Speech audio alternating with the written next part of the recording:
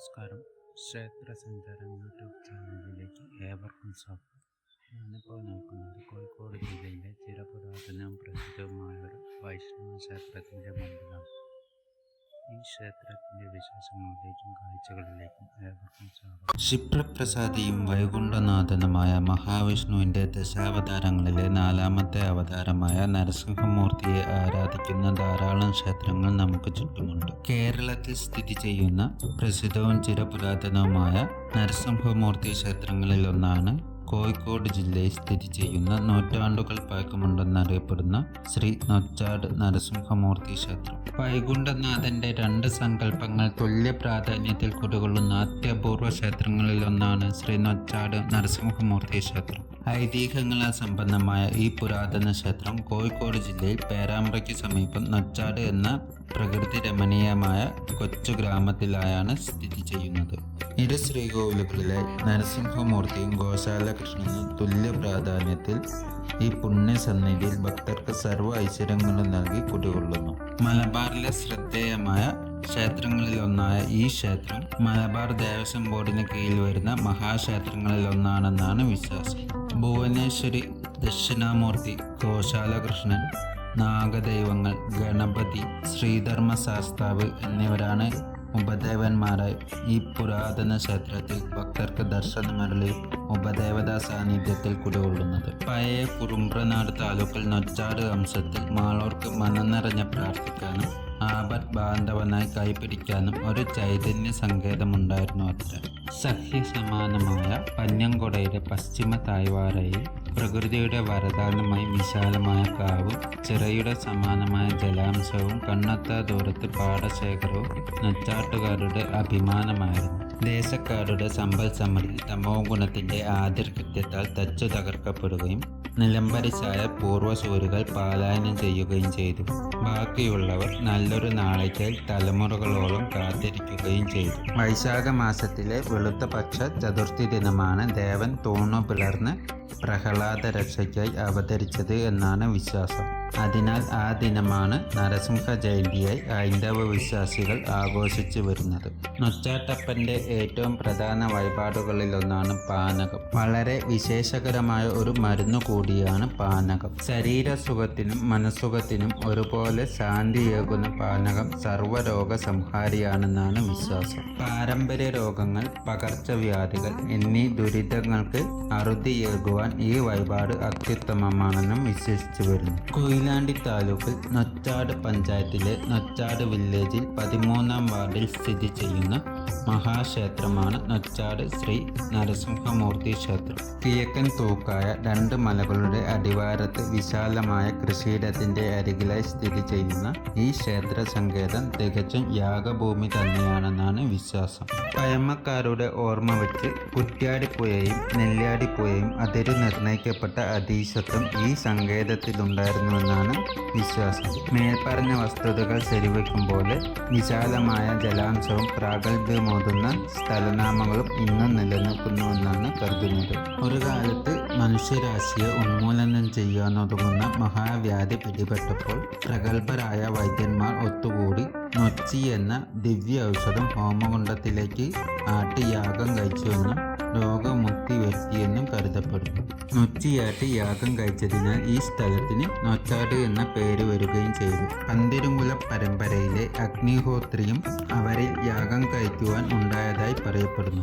തൃശൂർ ജില്ലയിലെ പ്രസിദ്ധമായ ഇരിങ്ങാടൻപള്ളി മനയ്ക്കലെ ബ്രാഹ്മണ സമൂഹമാണ് ഇവിടുത്തെ ഊരായ്മ സ്ഥാനവും നിത്യനിദാനവും താന്ത്രിക ചുമതലയും വഹിച്ചു വരുന്നത്.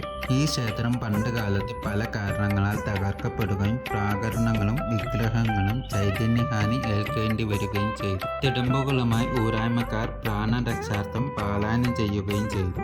ആ തിടമ്പുകൾ ഇന്നും തൃശൂർ ജില്ലയിലെ ഇരിങ്ങാടൻപള്ളി മനയ്ക്കൽ പൂജിച്ചു വരുന്നുവെന്നാണ് വിശ്വാസം. മഹാവിഷ്ണുവിൻ്റെ കൃതായുഗത്തിലെ അവസാനത്തെ അവതാരമായി കരുതി വരുന്ന നരസിംഹമൂർത്തിയാണ് സാക്ഷാൽ നൊച്ചാട്ടപ്പൻ. രൗദ്രഭാവത്തിലാണ് സാക്ഷാൽ നൊച്ചാട്ടപ്പൻ ഈ പുണ്യസന്നിധിയിൽ കുടികൊള്ളുന്നതെങ്കിലും തന്നെ കാണുവാൻ വരുന്ന ഭക്തർക്ക് ദേവൻ സർവാഭീഷ്ടവരദായകനും ആപത് ബാന്ധവനുമായിട്ടാണ് കരുതുന്നത്. ഒരു കാലത്ത് വിശാലമായിരുന്ന സർപ്പക്കാവ് നാമമാത്രമായിട്ടാണെങ്കിലും ഇന്നും പ്രൗഢിയോടെ കുടികൊള്ളുന്നു. കിഴക്കും വടക്കുമുള്ള മലകളിൽ നിന്ന് ഉത്ഭവിക്കുന്ന ജലം സംഭരിക്കുന്ന ക്ഷേത്രക്കുളം അതിൻ്റെ പൂർണ്ണതയിലേക്ക് എത്തിക്കേണ്ടതുണ്ടെന്നാണ് കരുതുന്നത്. പണ്ട് പഞ്ഞംകുട മലയിൽ ഒരു അവധൂതൻ കഠിന തപസ് നടത്തി തപോബലത്താൽ അവിടെ ഇരുന്നു കൊണ്ട് പ്രതിഷ്ഠിച്ച വിഗ്രഹമാണ് നൊച്ചാട്ടപ്പൻ്റേത് എന്ന് വിശ്വസിച്ചു വരുന്നു. അതിനാൽ തന്നെ തകർക്കപ്പെട്ട നൊച്ചാട്ടപ്പൻ്റെ വിഗ്രഹത്തിൽ ഇപ്പോൾ ഗോളക ചാർത്തിയിരിക്കുകയാണ്. ക്ഷേത്രക്കുള നവീകരണം, ചുറ്റമ്പല നിർമ്മാണം, ശ്രീകൃഷ്ണ ക്ഷേത്ര നവീകരണം, സർപ്പക്കാവ് നവീകരണം എന്നിവയുടെ എല്ലാം പ്രവൃത്തികൾ ഉടനെ തുടങ്ങാൻ കഴിയുമെന്നാണ് ക്ഷേത്ര കമ്മിറ്റി അംഗങ്ങൾ ഇപ്പോൾ പ്രതീക്ഷയോടെ കാത്തിരിക്കുന്നത്. നാശോന്മുഖമായ ക്ഷേത്രം പുനരുദ്ധരിക്കാനുള്ള ശ്രമങ്ങൾക്ക് പതിറ്റാണ്ടുകളുടെ പഴക്കമുണ്ടെന്നാണ് കരുതപ്പെടുന്നത്. അപൂർവം ചില വൈദിക ക്ഷേത്രങ്ങളിൽ മാത്രമായി കണ്ടുവരുന്ന ഒരു ശിലയാണ് സൂര്യ നമസ്കാരക്കല്ല്. യോഗയുടെ പാതയാണ് സൂര്യ നമസ്കാരം. പ്രഭാതത്തിൽ ക്ഷേത്രകുളത്തിൽ സ്നാനാന്തരം സൂര്യഭഗവാന് സമർപ്പിക്കുന്നതിനായി ഉപയോഗിച്ചിരുന്ന കല്ലാണിത്. ഈ കല്ല് കാണുവാനായി പണ്ട് നിരവധി ഭക്തർ ഈ പുണ്യസന്നിധിയിൽ എത്തിയതായി പറയപ്പെടുന്നു. സംഗീതാത്മകമായി 7 സ്വരങ്ങൾ പുറപ്പെടുവിക്കുന്ന സപ്തസ്വരക്കല്ല് മലബാറിലെയും മറ്റും ക്ഷേത്രങ്ങളിൽ കണ്ടുവരുന്നത് ഒരു അപൂർവതയാണ്. പഴയ ശ്രീകോവിലിന്റെ പ്രാണമായിട്ടായിരുന്നു ഈ കല്ല് നിലകൊണ്ടിരുന്നത്. ഇന്നും ഈ കല്ല് ക്ഷേത്ര സന്നിധിയിൽ നിലകൊള്ളുന്നുണ്ട്. ഈ കല്ല് കാണുവാനും മറ്റുമായി അന്യ ജില്ലകളിൽ നിന്ന് പോലും ധാരാളം ഭക്തർ അനുദിനം ഈ പുണ്യസന്നിധിയിൽ എത്തിച്ചേരുന്നുണ്ട്.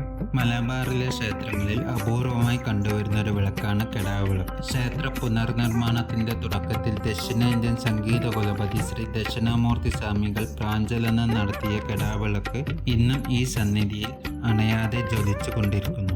ദീർഘായുസ്, ബുദ്ധിസ്ഥിരത, മനസ്സ് നിയന്ത്രണം എന്നിവയെല്ലാം കെടാവ് വിളക്കിൽ എണ്ണ പകർന്നാൽ ലഭിക്കുമെന്നാണ് വിശ്വാസം.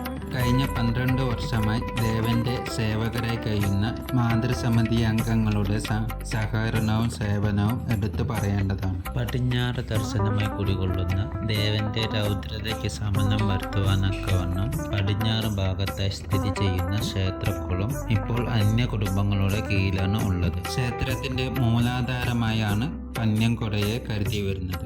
ഇവിടെ കരിയാത്തന്റെ സങ്കല്പമുണ്ടെന്നും കരുതപ്പെടുന്നു. മലയാള മാസത്തിലെ ആദ്യ ശനിയാഴ്ച ഇവിടെ കൂട്ടപ്രാർത്ഥനയും മറ്റും നടത്തി വരാറുണ്ട്. കൂടാതെ തുലാം 10-ന് ഇവിടെ ഉത്സവം നടത്തി വരാറുണ്ട്. 4 പൊട്ടുകളോടുകൂടിയ സാക്ഷാൽ നരസിംഹസ്വാമിയുടെ വിഗ്രഹം ഇപ്പോൾ ഗോളക ചാർത്തിയ നിലയിലാണ് ഉള്ളത്. ആദിശേഷനായ അനന്തസ്വാമിയാണ് നാഗരാജാവായി സർപ്പക്കാവിൽ കുടികൊള്ളുന്നത്. ദേവന് 100 പാലും ഏകുന്നതും ആയില്യനാളിൽ നാഗപൂജ നടത്തുന്നതും അത്യുത്തമമായി കരുതി വരുന്നു. ആന, ചെണ്ട, കതിന എന്നിവയൊന്നുമില്ലാതെ ശാന്തതയിൽ കൂടി ഉത്സവം നടത്തുന്ന അപൂർവം ക്ഷേത്രങ്ങളിലൊന്നാണ് നൂച്ചാട് ശ്രീ നരസിംഹമൂർത്തി ക്ഷേത്രം. നരസിംഹസ്വാമിയെ കൂടാതെ തുല്യ പ്രാധാന്യത്തിൽ ഗോശാല കൃഷ്ണനും ഭക്തർക്ക് ദർശനമരുളി ഈ പുണ്യസന്നിധിയിൽ കുടികൊള്ളുന്നു. വൈകുണ്ഠനാഥന്റെ 2 സങ്കല്പങ്ങൾ തുല്യ പ്രാധാന്യത്തിൽ കുടികൊള്ളുന്ന കേരളത്തിലെ തന്നെ അത്യപൂർവ ക്ഷേത്രങ്ങളിലൊന്നാണ് ശ്രീ നൊച്ചാട് നരസിംഹമൂർത്തി ക്ഷേത്രം.